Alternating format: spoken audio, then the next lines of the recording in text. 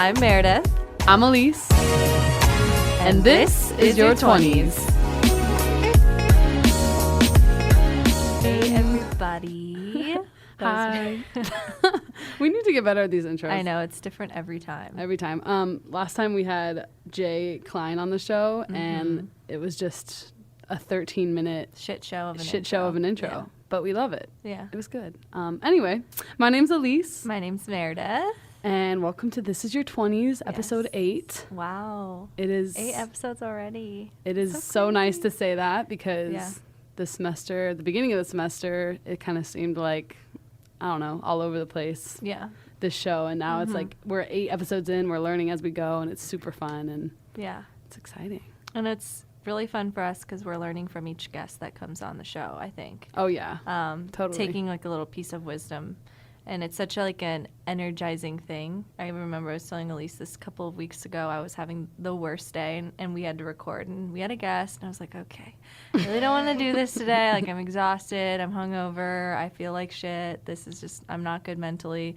And then we came in. It was our body positivity episode, and we ended up having the best conversation, and I felt like totally rejuvenated afterwards. So I'm excited for this one. We have an amazing guest today. Yes, we do. We have Remsha Khan with us. She is one of our sorority sisters, and we have known her for about, I guess, 3 or 4 years now.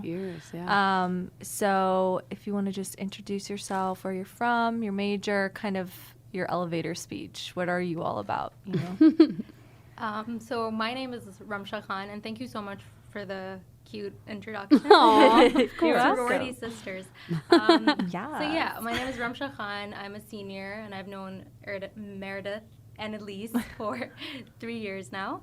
I'm an international student from Pakistan, from a city called Lahore, and I'm majoring in econ.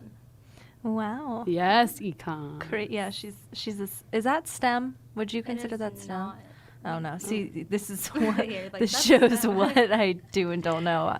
2 communications majors over here, but she's gonna be boss lady one day. Yes, she already is a boss lady. Yeah, yes. She really is. So our episode today is about faith and spirituality, and this is like such an exciting episode. I think it's something we've sort of touched on briefly in almost every episode we've talked about. Like it's been maybe incorporated into the lessons that we've taken from the other people that we've spoken to so far in some way. So we decided, okay, this keeps coming up. Let's just make a full-blown episode on it.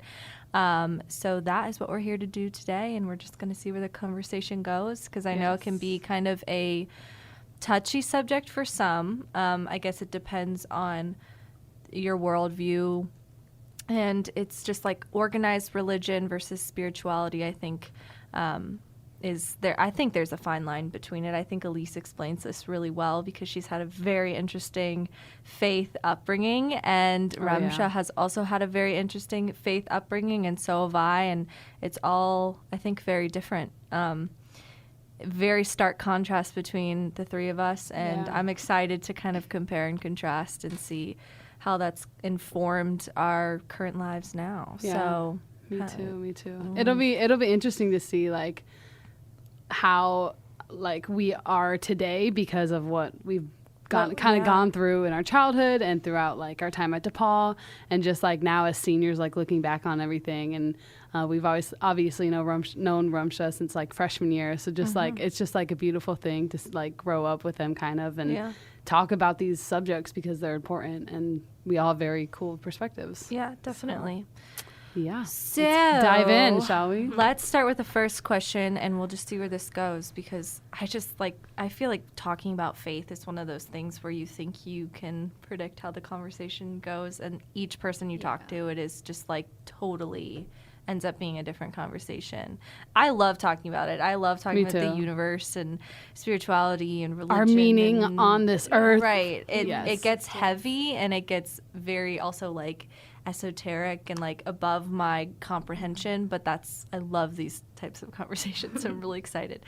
So our first question for you, Remsha, is what is your faith and how often do you practice it? So I grew up Muslim. I identify as Muslim, but to answer like how often I practice my faith, it's kind of twofold. So it's never. So if we look at it from a traditional lens, I would say never, but also always, because I have this own version that I've formed over the years of my faith that I practice almost like every second of my day. So a lot of people might not see me as authentically Muslim, if there is such a thing, because I don't really tick all those traditional boxes. I don't pray 5 times a day. I don't go to the mosque like every week. The last time I was at a mosque was for Eid prayers, and that was the only time I went in the past year. But I do have a very strong belief system that works for me, and I feel like that's all that matters. It keeps me going, it keeps me grounded, it keeps me humble. And also I think like part of practicing my faith is also like doing a lot of like advocacy work on campus, which I've been involved in for the longest time since my freshman year. So I feel like that ties very closely into how I practice my faith in terms of like what I actually do.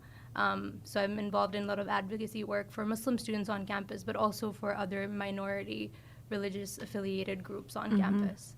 That's so cool. Yes. So when you say you have kind of a set of like beliefs that you live your life by, what are some of those core values that you take from your religion and your faith? So in terms of like the core values that I've kind of derived from the faith that I grew up with, so my parents were also never like traditionally religious in the sense that they wouldn't really do rituals or worships, or they wouldn't go to like mosque like very frequently. But I did see like from a very early stage in my life that there were always like conversations surrounding spirituality, like you just mentioned, that there is a fine line between the two. There is one thing being religious, there's one thing being spiritual. Oh yes. They can go hand in hand, but just because you're religious does not mean you're spiritual, and vice versa.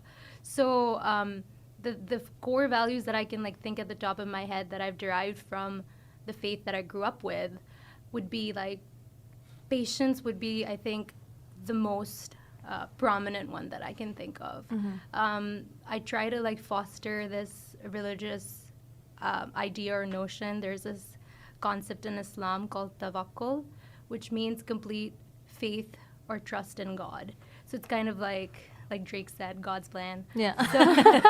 So it's kind of like just believing that God has a plan for you. And that's not always like, it sounds so beautiful. Like there's verses in the Quran that sound beautiful. And when you quote them, it seems like this going through like pain and trauma is a beautiful experience. And that's not what I'm saying at all. Like fostering this belief has been very hard for me, because there are times where I have a lot of bitterness and anger and resentment, and there's a lot of questions of why this, why me, Right. why not someone else, why am I suffering? What did I do? Yeah. What did I do to deserve this? Especially when you're children and you're going through traumatic events or pain or like divorces or sicknesses, like you feel very, very distressed. And at that time, it's really hard to like foster beliefs like, oh, whatever's happening is for the best. Like, Oh my God, yeah. there's a reason for all of this chaos, and it's really hard. And in that moment, you just want to like address God or whatever source of energy that you believe in, the universe, and you just want to like scream. And there have been moments that I've done that. But once I'm done processing that emotion, I allow myself to process that bitterness, that resentment, that anger. But at the end of it, when I try to look at it from like a broader perspective, I realize that everything in life is fleeting. It's so temporary, and that helps me overcome the grief, overcome the loss, overcome the sadness, because ultimately I feel like even pain and also pleasure, everything in life is temporary.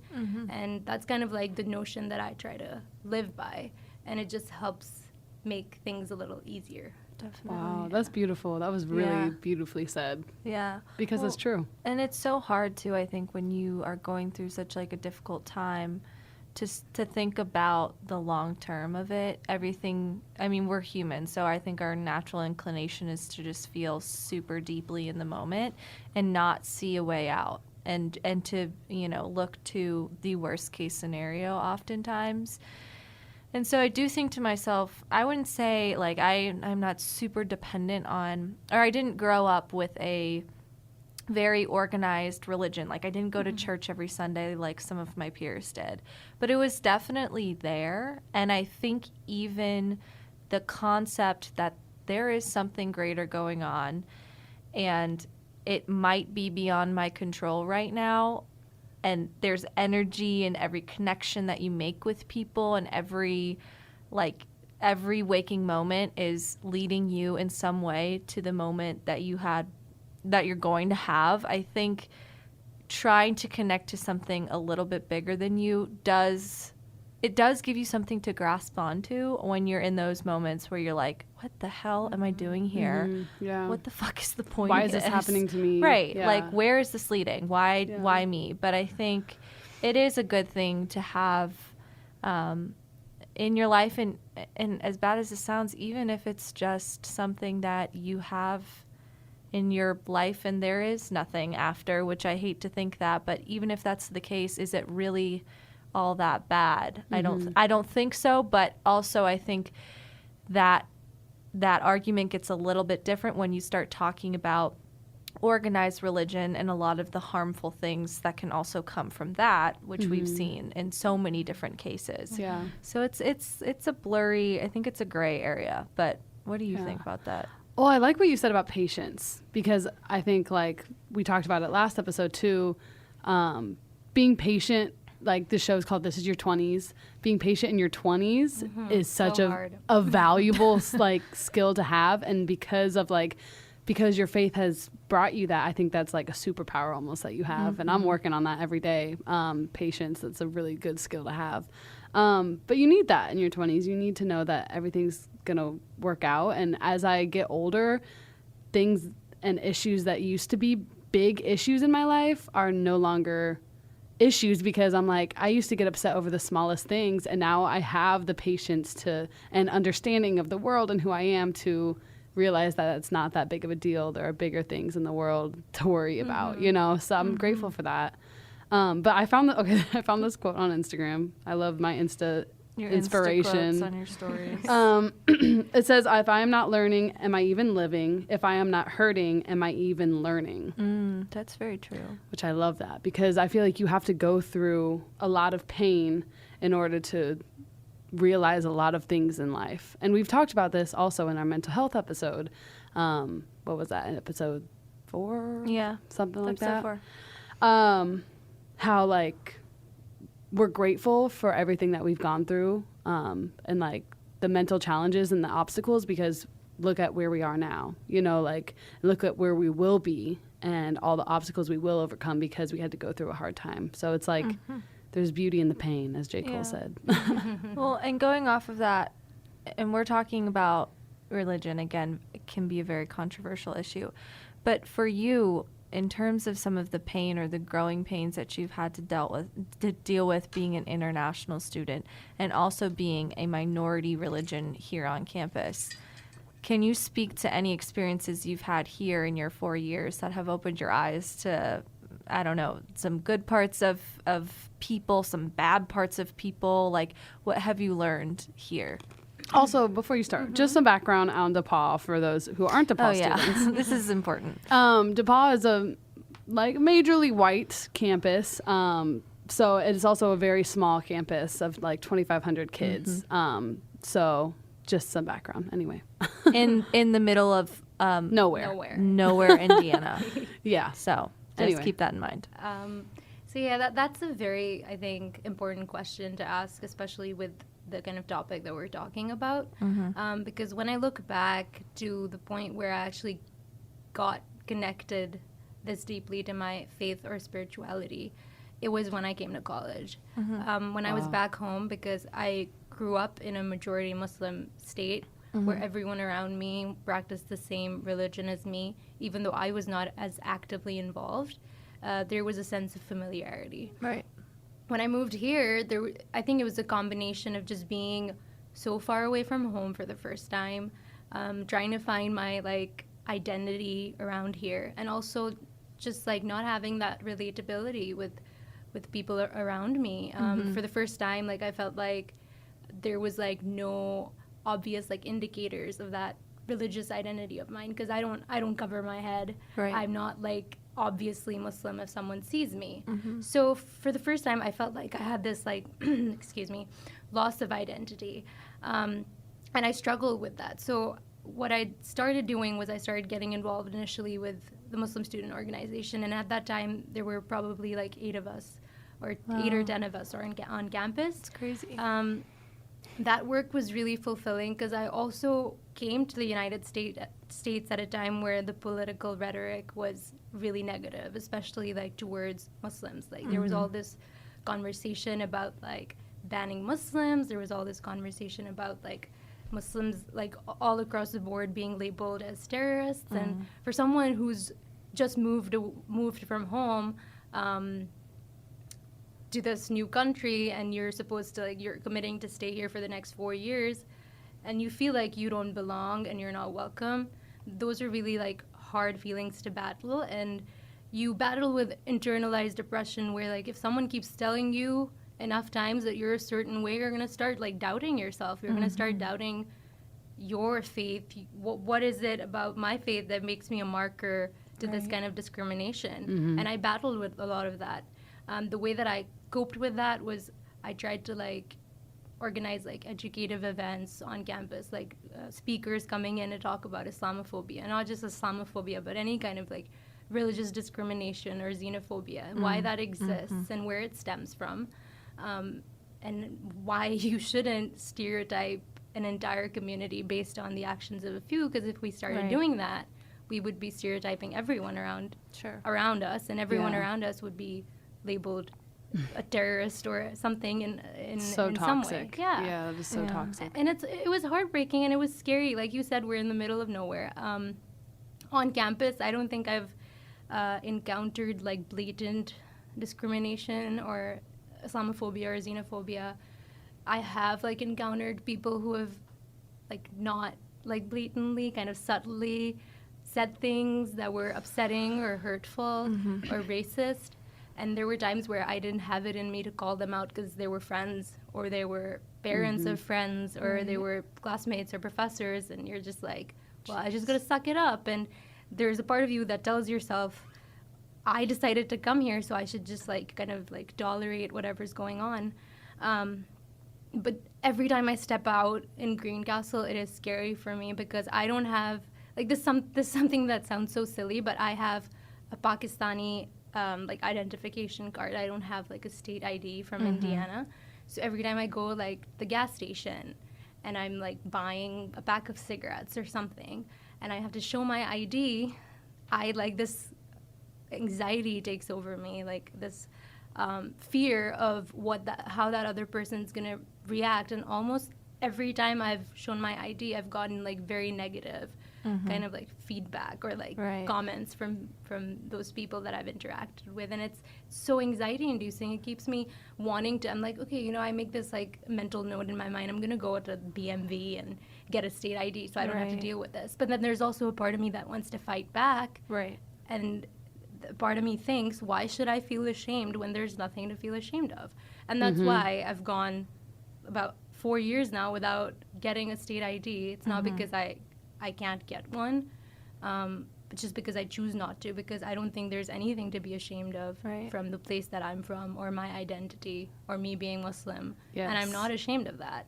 And it's unfortunate that there are people in this world that are going to make you feel guilty or ashamed about your identity. But as long as you feel secure, I feel like you can fight back. Even if it's internally, obviously not externally. Yeah. Oh my God, I feel a lot DePaul, of emotion. I mean, DePaul is just, honestly, it's taught me a lot. I will never go through that anxiety and that fear that you have, but having close friends like Remsha who have gone through that, like, is really eye-opening for me. And just kind of like sad to see how many people are so ignorant towards like different people groups. And I think like our generation is a very like special generation because we're kind of like very proactive, I think. I can't speak for everyone, obviously, but we're very proactive in like wanting to get to know different identities and people groups. And I don't think that's the case for older generations. And I think there's a huge divide even between like my parents and me, my grandparents and me.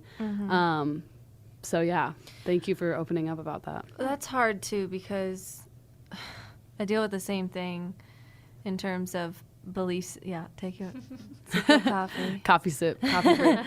I deal with the same thing in terms of hearing the belief systems, like you said, generationally. And part of me is like, okay, yeah, but then the other part of me is like, well, wait a minute. That's no excuse. That's no excuse. Yeah, And fair. you are a grown person and you have the resources, most of us do have the resources to educate ourselves. And should not be the job of minority students to be educating people. Very true. Yeah. Because what you just told me, I'm going to make the assumption that experience is extremely emotionally draining on a daily basis and can interfere with the ways that you function in everyday society, like any of us. Yeah. I mean, we're DePauw students. That means that we have a rigorous curriculum. Most of us have more than 3 things going on at one time. You know, it's not social life is really draining.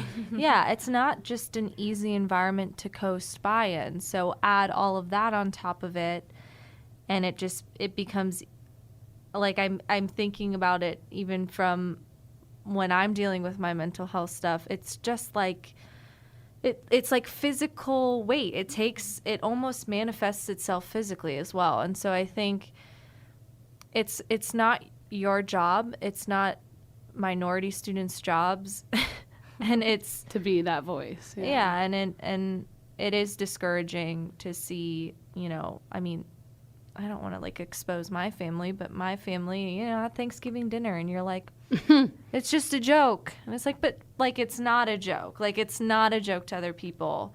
It's someone people's else's life. lives, yeah. So like, Yeah.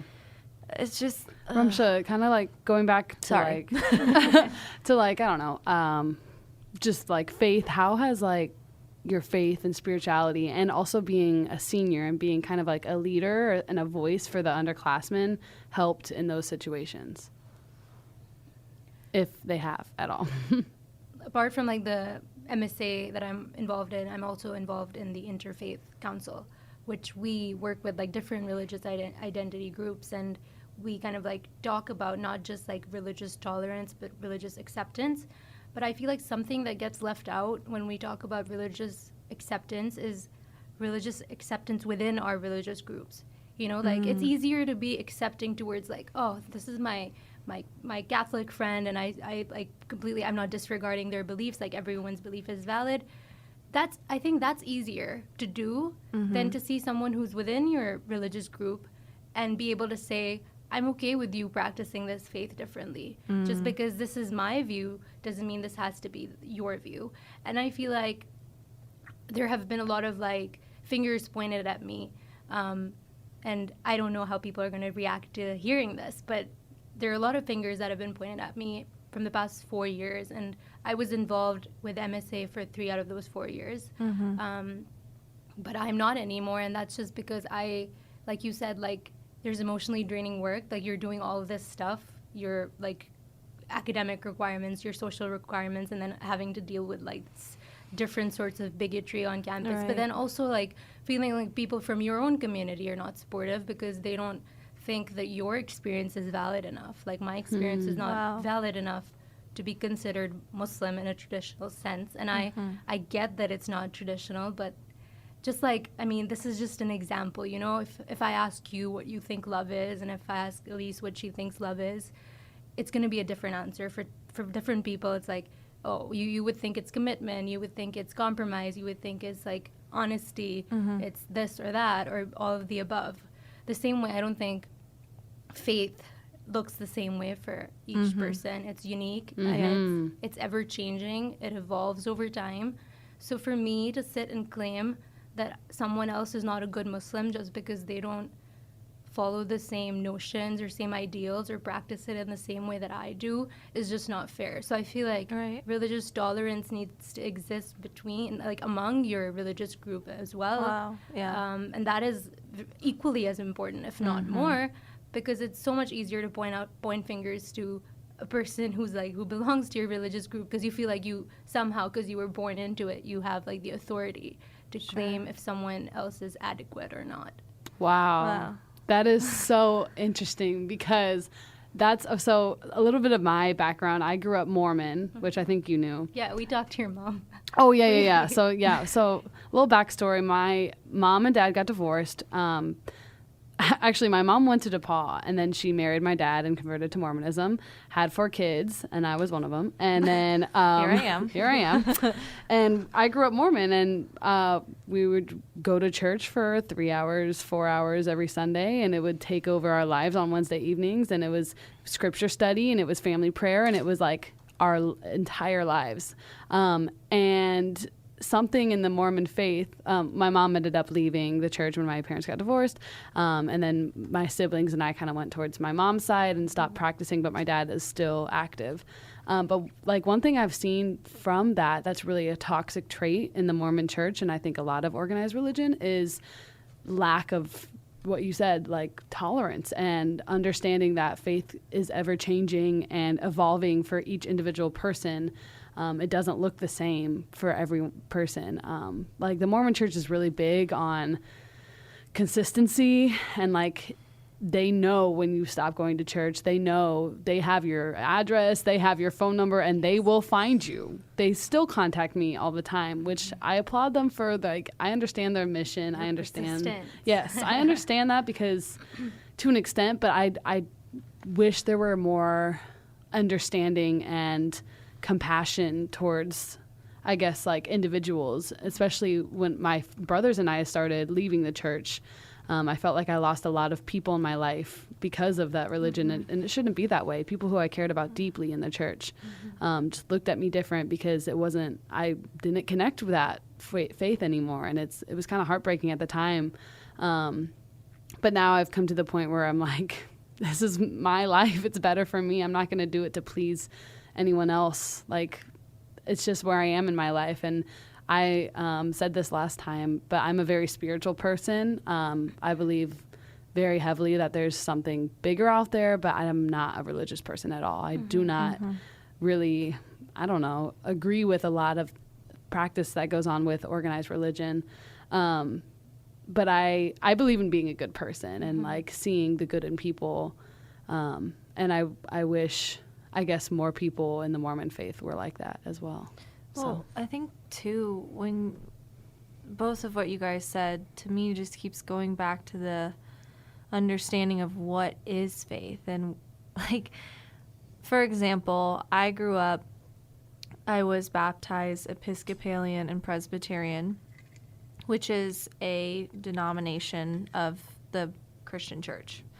And I wouldn't say that I had a very strong connection to the set of beliefs that I grew up in, because I didn't really, like you, Remsha, my family wasn't like fundamental, this is how we're going to do it.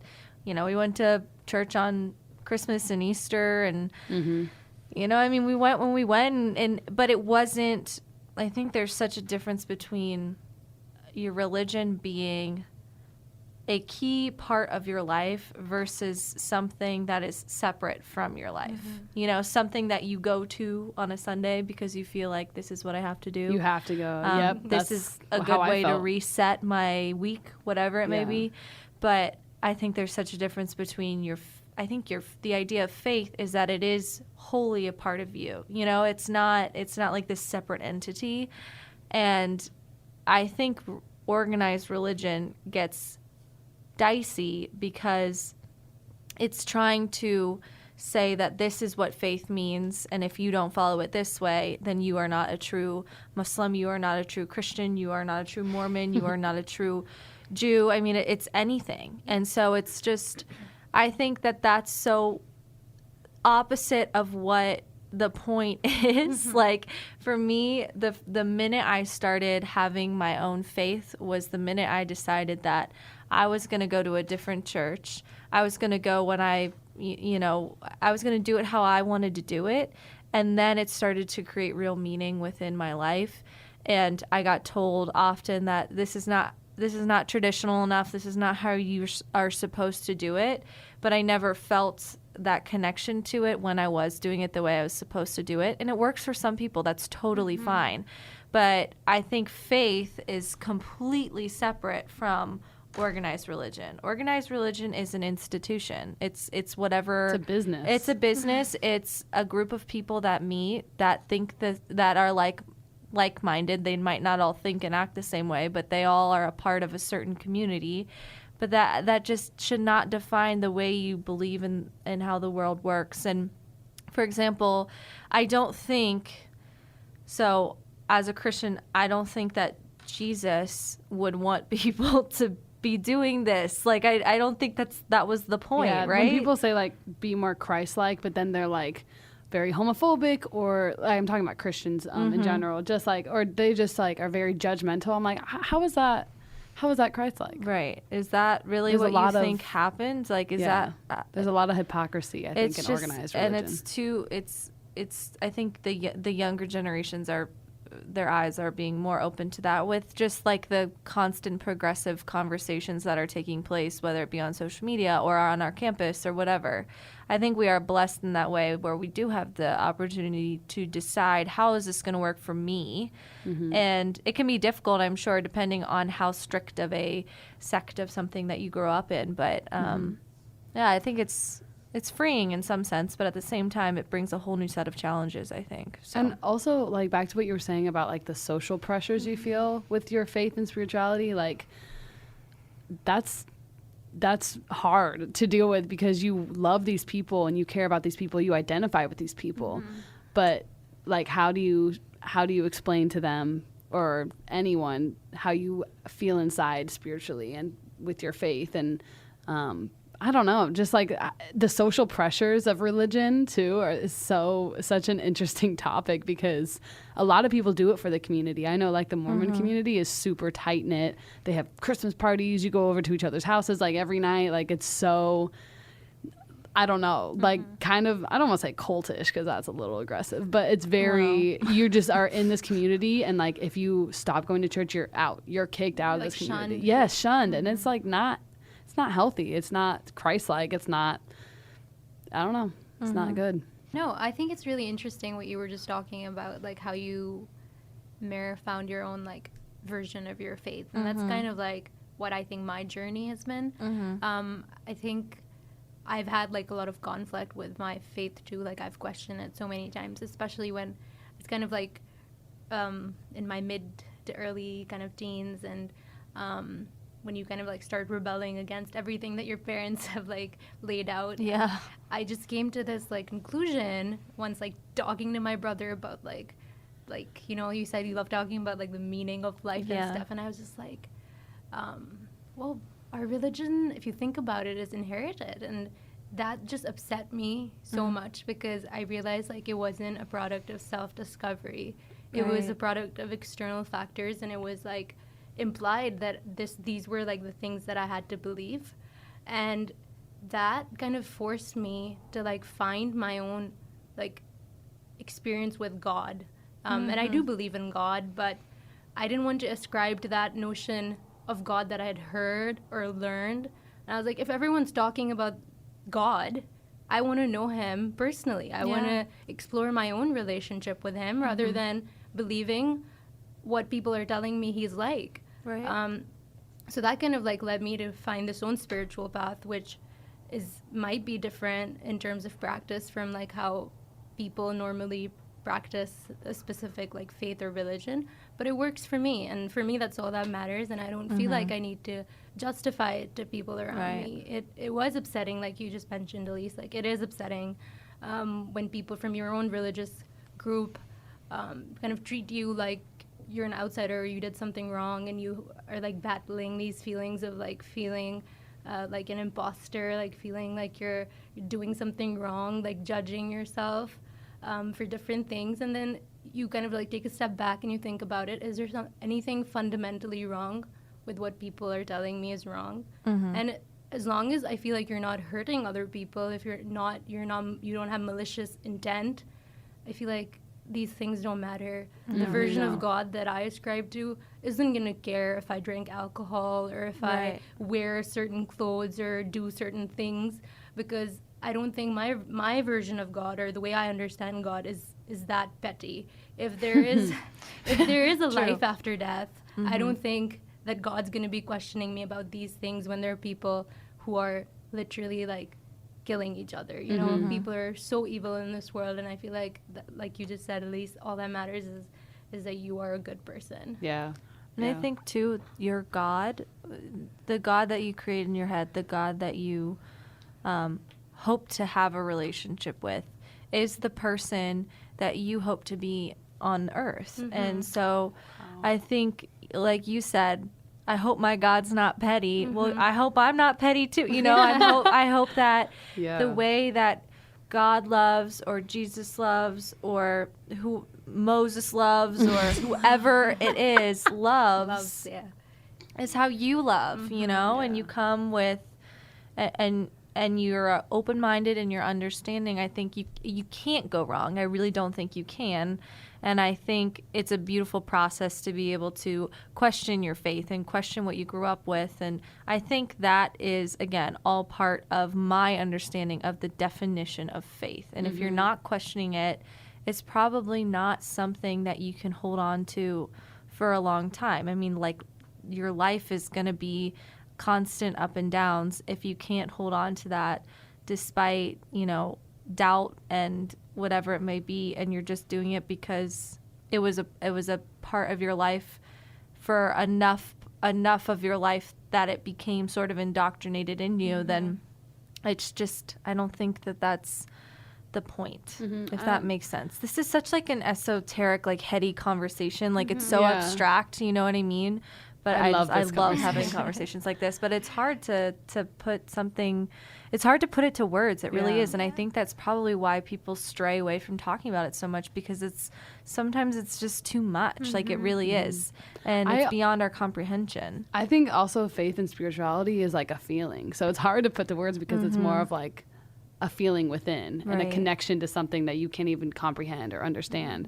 But I think also off of what Mara said, just this is like the beauty of being in your 20s. And even if you don't find your spirituality in your 20s, like pondering on it and like thinking about who you are in this world and your purpose and all of that goes into your faith and spirituality. And you kind of are grounded in that, and you find that in your 20s. And I always think about like my future, and if one day I'll wake up and be like, I have like a calling that I need to go to, like, I don't know, check out this faith or religion, or meet this person and talk to this person, and like, I don't know if one day I'll wake up and need that like more of a connection. But right now I'm really happy with where I am spiritually. And I'm grateful for that, because a lot of people, you struggle for a long time, many years, because they're just confused, and maybe they're stuck in religion and they're scared that they're going to lose their family and their community. That's how I know a lot of Mormon friends that I have feel, because their grandparents are Mormon, their ancestors were Mormon, their family's Mormon. If they leave this faith, they're going to lose everything. But they don't feel connected to the faith anymore. It's not really for them right now in their lives. So if that's you, if you're listening, like, talk to people who have left the church like me. And I don't know, I feel like it's important to get multiple perspectives on faith and religion, and not be ignorant towards what are the possibilities for yourself, because the possibilities and how you feel, those are endless when it comes to this type of stuff. No one really has an answer. No Right. one. No one. No, Do you ever think right about that? answer. There was literally no one knows. No one living knows. So it's kind of like, that's kind of the beauty in it. Yeah. You can find it for yourself. Yeah. You can define it, yeah. Dang, y'all. What the fuck? My brain is like... All right, Question let's get back on our. You ask a question so we can get back on track. for Remsha. Kind of like, we kind of talked about this, but why is it important, especially for people in their 20s, in their early 20s, to take action or connect with their spirituality, or even just ponder about it? In your words, why is that important? So, yeah, we did briefly touch on this, but that's a very interesting question because I keep thinking why it's important. And I mean, this is in no way to imply that it's completely important for people to like have faith or like be connected to a spiritual side. Of course, there's people who don't believe in that, and that's fine if that works for them.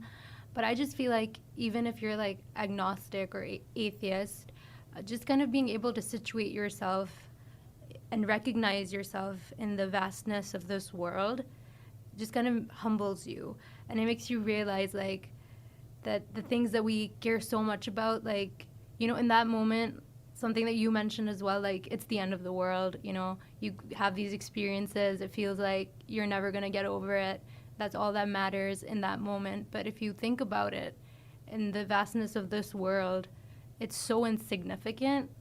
Not saying that your life is insignificant, of course it matters, but it also doesn't, Right. because we're like, if you think about it as like human beings, we're only able to control like a fraction of the variables that exist in this entire universe, a fraction of it. And when you think about it, it kind of like helps you like release control, and that can help so much.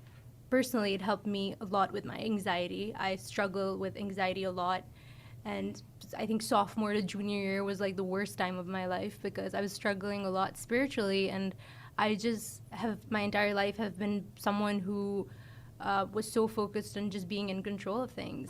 So in moments like those, when you've put in your all and you're not getting the results that you want, you just need to take a step back and realize you cannot control everything in life. And there's like explanations and factors beyond your control or even your comprehension that science cannot explain. Like you said, they're feelings. You can't put it into words. There are those variables out there, whether you want to call it God, whether you want to call it energy, whether you want to call it like the universe. It exists out there that kind of like maneuvers life events in a certain way. Yeah. So that's what I would say. Like it kind of helps you kind of be humble, be kind, be patient. Core values like And that, it's challenging because I feel like when you connect that much and you start looking at things that way, even like people who've wronged you, you start looking at them with empathy. You feel for them. And for me, that's hard because sometimes I just want to be like so mad at someone because they've hurt me in a very like crude way, and I'm experiencing all this pain, and I want to carry on that resentment. Sometimes I want to hold on to that bitterness, but the second time I look at them, I just feel empathy, and I don't want to. And I don't want to like take vengeance, even there's a part of me that says you should want to. Yeah. Right. But I just don't, I cannot like shoulder those feelings anymore. And that's just because like this is how I view everything that I've experienced, at least in the past year. That's how it's helped me. Of course, everyone's experience is different, but I do feel like just thinking about yourself as like this small particle that exists in the universe really helps you put things in perspective. Yeah, no, I Wow. think that's such a freeing thing. You're That so to me, right. that to me is God. It's liberating. That is God. Yeah. That is, I think that is God at work, Yeah. really, or the universe at work, again, whatever you want to call it. But no, that is such a interesting way to look at it, because sometimes I feel myself, I'm very similar to you in terms of needing to be in control of things. And so when things feel out of control, it feels like it's all my fault. This is all me. There is nothing else at play here, and I am to blame. And then when you start thinking about it from, I am a small particle of a human being just existing here on Earth, and this just happens to be a season of my life, it's like, oh, well, wait a minute. That is such a weight off your shoulders that it's maybe not all my fault. And I'm not saying you shouldn't take responsibility for your actions. However, when things like that happen, it almost, you're right, it humbles you, it takes you out of your own head, and it allows you to stop looking at the world as yours and Your yours playground. alone. It's not a video right. game, right? Right. You can control everything. Exactly. Yeah. It's not, the world does not revolve around you and your Exactly. feelings. And when you start to put the thoughts of others and the thoughts of just life in general that's happening around you in front of me, I think that's actually really good for mental stability and the way you treat others, the way you view the world. It becomes less of every little thing becomes less of a burden and something against you, and more of just a factor, like, of It's just the world at being play. being alive and being human. I think you've reached like such a if you get to that point where you can take everything people say with a grain of salt and you can see the good throughout everything and in everyone, even like the worst of people, because there are some terrible people. Yes. If you can do that, you have reached such a peace of mind in life, and that's something to like be grateful for. Like, not a lot of people can say that they can do that and see empathy and show empathy the way you can like that. Like, that's amazing. And then maybe, I don't know how many years that's taken you. Like, I know I struggle with that because I definitely hold grudges still, and I still am working on that and stuff like that. But if you can take everything with a grain of salt, wow, I want to learn from you. Yeah. Well, and that's the thing, is like when you're in your 20s and you're surrounded by people who have reached certain higher levels of understanding of faith and spirituality, I would say you have, then you surround yourself with those people and you ask them questions and you have conversations like these to try to gain some insight, because I think it's such an important conversation to have. And it's definitely a conversation that we don't have enough. Sorry. Her lover's calling. My lover was calling. It's their 2.5 year. Cute. It's not something we think about enough because we're so wrapped up in everyday life and our own worlds. And then Material things. at some point you have to stop to realize that, like, what is the point of all of this Yeah. if there isn't something more that I'm working towards? Rumsha, have you seen the egg? The YouTube egg? video? I talked about it in the episode haven't seen the with egg. Uriah, which is episode 2, 3? 5. I think we moved it. Oh, 5. Five. You guys, have you guys uploaded that yet? No. Okay, yeah. It's not next up yet. week, right? Yeah. But it's basically, it's a YouTube video, and I'll send it to you. It's just like mind blowing to me because it actually could be. It makes the most sense to me of anything I've ever seen, or any like solution of the universe or something bigger. But it's basically this guy dies, and he is like with God in like this universe after death, and basically God explains to him that he is every single person who's ever lived on the earth. He's like, well, here's your next. He's like, get ready for your next life. And your next life, you're going to be a Chinese woman in the 1600s. He's like, wait, whoa, what? He's like, we can't go back in time, blah, blah, blah.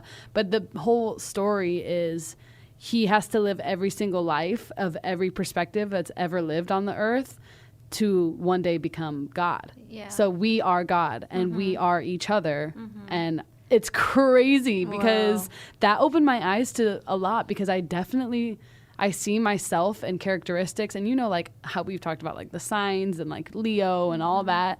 I think that kind of grounds in that, because each sign is different, but they're all very connected. Yeah. And I think there is truth to be said about signs and stuff like that. And I do see myself in other people, and I see my flaws in other people, and we are one. Like, that's such a beautiful thought, That's is. kind of like mind-boggling. Yeah, but like- it's amazing at the same time, because I think that's kind of like, it can be seen like two ways, because it could be the ideal way to live life. See yourself in each other, but also like see God in every person that you interact with. Yeah. Like treat the person that you hate the same way that you would want someone to treat you. But also, like, I feel like I experience that sometimes, like when I'm like in these moments where I'm like dealing with conflict or pain, and going through like a very like going through turmoil, and I'm just like driving, and I look at the sky and I see a beautiful sunset, I just start bawling because it just like makes me feel so insignificant in the world, and it just makes me like see divinity in everything, and see like the power of universe at play. The same goes for sometimes like I'm like thinking about someone that I really strongly dislike, and then I start like thinking from their perspective or their life, and it just makes me want to cry for them, you know. And it's hard to live life that way, because you can be kind, but you shouldn't be a doormat. Like, you shouldn't let people walk all over you.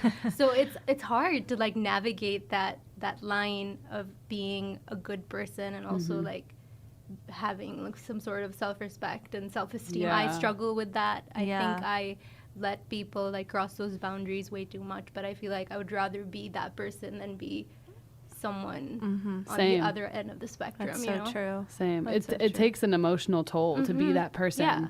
But I think it's definitely better than being someone who can't be open-minded and can't see people for maybe what they aren't on the forefront. Yeah. Wow. To feel things so deeply. Yeah, I'm very similar in that way, where I definitely let people cross boundaries because I just don't want to. I'm afraid of losing people, but I also just, you don't know what's going on in someone else's life at the moment that they're maybe treating you a certain way. So it's really hard for me to stick up for myself in that way. It's important in some, respects, but yeah, at the same time, it's kind of a gift in a way. I mean, I don't think it's all bad. I think it can really help you like make those connections with people and lead your life with purpose and exuding love and warmth, and I think that's God working from within you, or it's a light that you radiate. So there's so many different ways literally to categorize it, or to metaphors, or it's just like that is, I think, what is so like exciting about this conversation is there's not one way that you have to do things. And I'm a firm believer. I was actually watching a YouTube video with a priest, a rabbi, and tell me the like leadership of Islam. An imam. An imam. How do you say it again? Imam. Imam. Okay. Yeah. They were all in a church together, and they were all sitting on a panel, and they were being asked questions about God and, religion and differences in beliefs. And it was the coolest. I'll send this to your guys' way. It's like an hour long, so if you need to have some time to watch it. But it was so neat the way that these three men were just like bouncing ideas off of each other, and you could see them almost realize, oh, this is all so interconnected and very similar. And part of it is probably because they're the three Abrahamic religions, and so of course they're going to have core beliefs that are grounded in each other. But the rabbi said something that was just like, psh, to me. He said, I think we're all, when we come to religion, we all take different paths that ultimately end us up in the same place, wherever that is. And obviously we don't know if that's life after death, whatever, but it's a different path, but the same destination. And I think the more we can start viewing people and their belief systems that way, the better people are just going to start treating each other. Because, so that's my piece of wisdom. Yes. I love that. Please send me that video. Yeah, I will. I'll have send to you find it. the egg as well. It's really beautifully Why is it called done the too. egg? I think because he's sent back to Earth in an egg, which is the womb. Oh, I think sense. Maybe I have to rewatch it. It's been a couple months since I've seen it. I was thinking the chicken or the egg. Yeah, that's what I thought. Oh, maybe that. Maybe. Okay, that makes sense. I don't know. I also like kind of closing out on all this. So I don't know who. Maybe I learned this in Mormon church. I don't know, but something that's always stuck with me and is important why we're having this episode is something that I was told a long time ago, which was like your soul and your body are obviously connected, but it's like a stool. And I told the Meredith Oh this. yeah, I like this. But this analogy. is like relevant. And it's like a 3-legged stool, and to hold up the stool you need all 3 legs. Obviously, without one, it's gonna fall over. And the 3 legs are your physicality, your mentality, and your spirituality. And so a lot of like what I was going through when I left the Mormon church and I just didn't feel connected to anything close to a God. I kind of felt like this void and something missing in my life. And I still kind of feel that way. Definitely, I feel imbalanced because I feel like I've definitely not mastered, but I've grown a lot physically. I've grown a lot mentally, but spiritually, it's kind of like something's missing still. So that's just like something I think about very often, and I write about in my journal and stuff because it's important for every human to have all three, and it's important in your 20s to talk about all three and understand all three and grow with all three. I love that. Hold the stool up. Yeah, baby. Any final thoughts?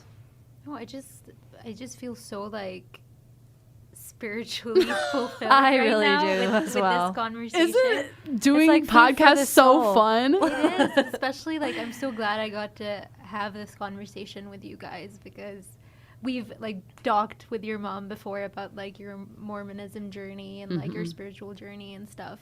And it's just exciting to like hear these 3 different perspectives, and there's so many others out there that we don't even know of. And like you just said, Mare, I don't know how long we've been here, but we've already, like, if we were to like list down the definitions, crude definitions, we would probably have over 10. Yeah. So like in a world like that, how can we expect like people to practice religion or faith or spirituality in the same way? So I think like I would just say like we just need to be more accepting and tolerant of people's like religious diversity. Absolutely. They're the variations in the way that they practice their faith and their spirituality, because everyone that rabbi said everyone has their own like journey, but it's the same destination and the same source too, because we're all like coming from the same source. Yeah.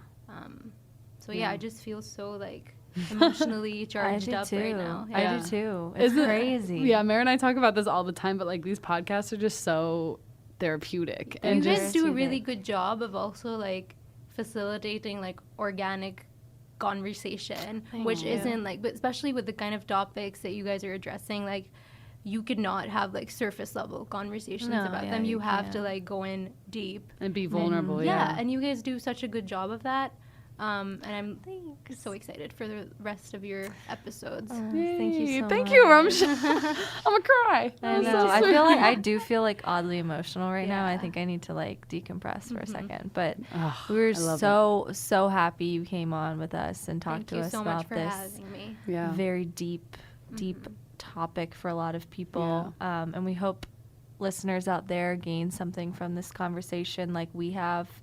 I mean, this is a good one. I don't know what else to say. I think it speaks for itself. Literally. Really. Me and Mare, when we talked about doing this, we were like, Remsha's coming on, and like we hit you up right away, and I'm so glad it worked out. This was awesome. I am too. It was Same. good. Like when you texted me initially, I was like, shit, it's finals week. Right. And I was like, I really want to make time for this because. Well, thank you for because finals week is tough. Yeah, and it's so good seeing you guys too. Yes.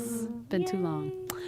So do you know our little slogan that we do at the end? I love it. Yeah. You know it? Yeah. We had Jay on the other day, and he was no like, idea. He had no idea, and we're like, okay, thank you for the support, obviously.